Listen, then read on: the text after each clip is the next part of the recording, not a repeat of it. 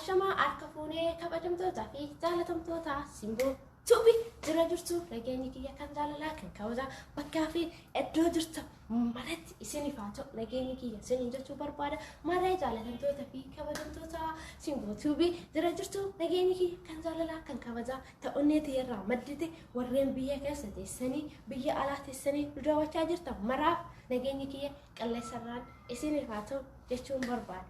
Maree jaalatamtoota fi kabajamtoota simboo tubi qaadha deebi'eetiin jira turtii guyyaa muraasaan booda walitti deebinee jira isiniin jechuu barbaada. Maree turtiin haadha ittiin deebi'es waan tokkoo fi wanta nama ta'u takka irraa dubbachuun barbaada. Akkasumas yeroo baay'ee simboo achi dhaabbattee hojjetaa warreen jettaniif taa'ee hojjechuu viidiyoo taa'ee hojjechuun natti hin tolu dhaabbattee hojjechuun jaalladha jechuu barbaadeetini.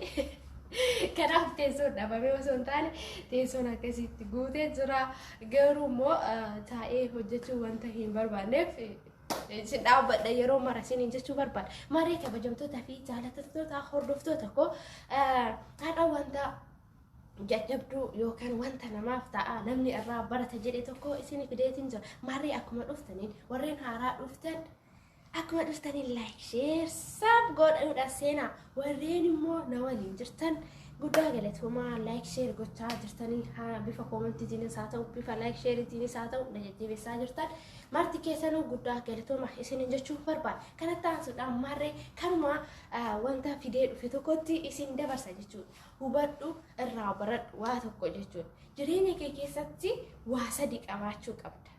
Innis maalidha? Tokko amantii. Lam kaayyoo sadii abdii. Warreen kana sadan yoo qabaatte jireenya boruu keetiif yookaan jireenya kee kaleessa keessa darbiteef ka har'a irra jirtuu fi kan borutti deemtullee wanta si hubachiisuu fi kan fuuldura kee godhu warreen kana jechuudha. Amantii kee kabaji, nama jaaladhu, amantii namaa hin tuqin, hin qeeqin, amantii kee akka lubbuu keetti jaaladhu siin jechuu barbaada. Amantiin kee lubbuu keeti. Akkuma immoo amantii kee jaalattu amantii namaas kabaji, amantii namaas hin tuqin. Hayyee lamaffaa kaayyoo yoo qabaatte malee jireenya kee dhala namaa keessatti kaayyoo qabaattu malee naman taatu jechuudha. Maaliif hojjette yoo hojjette kaayyoo keessan irratti kan kaayyefatte yoo kaayyefattee hojjette yoo kaayyoon kiyya kana jettee kaayyefatte malee jireenya kee keessatti callistee hojjette taanaan kaayyoo hin qabdu taanaan akkanumaaf hojjettaa bu'aa siif hin qabu jechuu barbaada.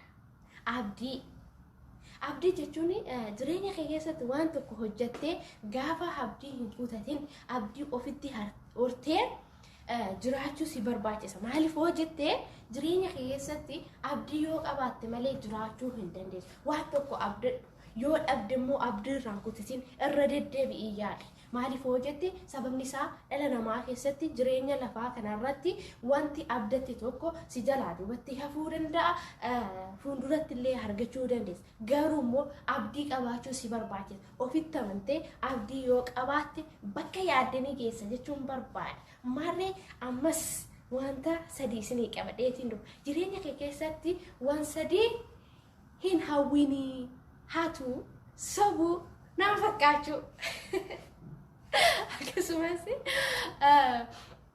ni hatta gaafa hattu sanii hin qabamta tarii qabamuu dandeessa milkaa'uu dandeessa garuu immoo hatu hin hawwin. Maaliif hojjette agama sii danda'ame tokko hojjedhuuti ofii keetii of jiraachise malee qabeenya namaa yookaan wanta namaa sana hatuudhaaf fiigin jechuudha. Maaliif hojjette of danda'iitu of ta'ee hojjedhu. Yoo hatte ta'e qabamtee hattuu sun dhufte jedhanii waan maqaa sitti baasaniif hattuu sun ilaa dhufte jedhee namni waan si dheessu. Kanaafuu hatuu hin hawwin isiniin jechuu barbaada.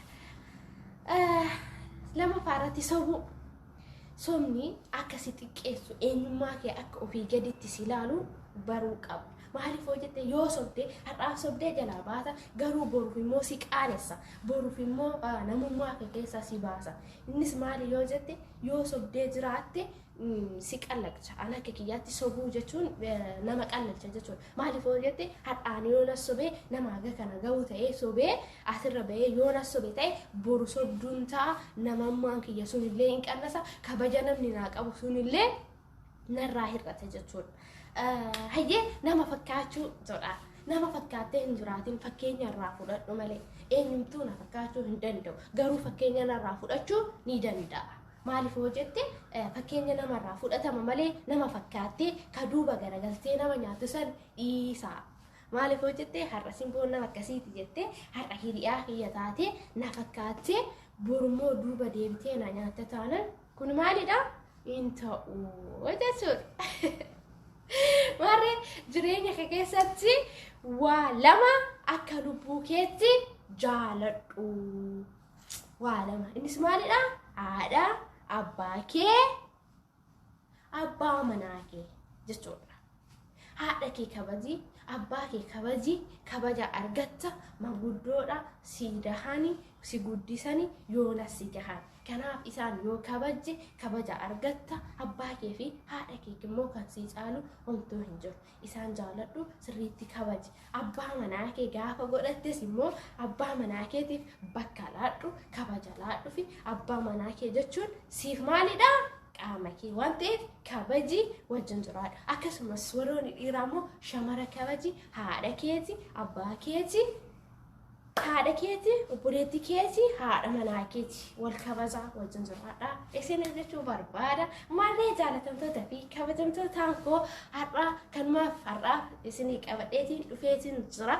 Yoo isinitti tole like share gochuu hin dagatina. Yoo qeeqa fi immoo wantoota dogoggorri jiraate bifa komantiitiin nu barreessaa. Akkasumas immoo wantoota jiran dogoggora jiru irraa nu deebisaa. Walaa gorfannu isinii jechuu barbaada. Har'aaf kan qabadhee dhufe kanuma fakkaata. Like share gochuudhaan nu cinaa dhaabbadhaa. Kan kana isiniif dhiyeesse yookaan kana hubadhaa jedhee isiniif xiqqoo warraa dubbate eenyudha? Simboo Tuubii jedhamti. Kanaaf haga yoonaa sa'aatii keessan aarsaa gootanii waan waliin turtaniif guddaa galatoomaa. Isin jaaladha, isin kabajaa lammiitiya. Naaf jiraadha jechuun barbaada.